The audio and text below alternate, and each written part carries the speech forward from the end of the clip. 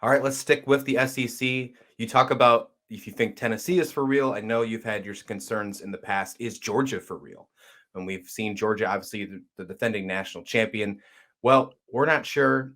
I know, Stevie, especially you are not quite sure if Georgia is for real. They go against the team of the Florida Gators, who have had probably the most up and down year in the SEC this year. Georgia is a 23.5 point favorite. Now, the line actually went more in favor than Georgia. We talked about this at the beginning of the week when we saw the spread at 22.5. And I was already yelling, you got to slam Florida in the points on this one. At Mm-hmm. 22.5, you have to, because we've seen Georgia, how they've looked against Kent State, how they looked against Mizzou. And there's an opportunity that we could see something like that happen again. I don't know if Georgia loses this football game. I think they've figured some of their stuff out, and they've definitely been adjustments. But this screams like one of those trap games for the Bulldogs, Steve. Oh, absolutely. And I was gonna save the surprise for the end. I think Florida wins this football game. Oh, I okay. there is nothing. Like if you're going to sit there and you're going to put it down on paper and you're going to add it up and have a balance sheet and everything, there is nothing that indicates that Florida beats Georgia in this game. You mentioned the inconsistencies, the up and down. Billy Napier is still rebuilding this program. And personally, I think they're at least a season ahead of what I anticipated where they would be. That's fair. You know, he's a great coach. A win against Georgia at this stage of the rebuild throws open the gates, not only on the recruiting end, but for transfers and the transfer portal. And we have to start thinking of transfer portal as impactful as we have always done with recruiting classes and redshirting. I mean, this is a factor in college football now. It's all going to come down to Anthony Richardson. Just uber talented, so much fun to watch. He he has to protect the football. He cannot turn it over at the rate that he has against some of the more elite opponents. So right there you would say, well, why in the world would you think that Florida can win this game? It's Anthony Richardson. That's why I think if he has the game of his young career today, Florida beats Georgia. This is one of those games where Anthony Richardson can show the scouts, the general managers, the owners, the coaches of the NFL that he's for real. We've saw his name across all the mock drafts on all the major media outlets if he could be one of the top quarterbacks taken. I know his name has dropped a little bit here in the past, but I think there's a very strong opportunity. Excuse me. Look at that. Sneezing live. Sneezing live. I am not allergic to this game. I think that this is going to be a good football game. I'm going to pay attention to it. But you're right. I mean, Anthony Richardson has thrown for 7 picks and only 6 touchdowns. When we talk about the peaks and valleys in this team, Anthony Richardson is a prime part of it. Although we think that he is probably the best player on this squad and deserves to have some looks on NFL teams and being a possible first round pick. I think he actually will be a first round pick. It's just there's a lot of thought process there. There is a prime opportunity that Florida can win this football game if Anthony Richardson shows up. I agree with you. However, I just can't do it.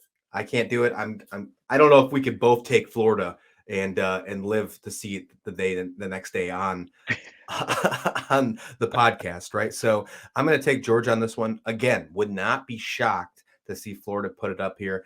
I would love to see it. I would love to see one of these SEC teams fall and just prove that they're not completely invisible against another conference. Just not another conference, is another SEC team, but against another non-college football caliber playoff caliber team. My words just crazy today. Not enough coffee in the world, apparently.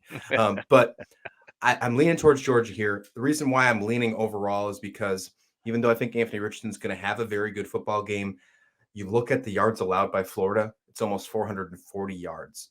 and Georgia's averaging almost 525 yards of offensive production. Yes. I think that we are going to see a very high scoring football game where we could probably see the overall in the 70s. And that's why, when you look at the over under at 56.5, I'm very high on taking the over on this one. When you look at the 23.5 point favorite, though, by no means would I take Georgia.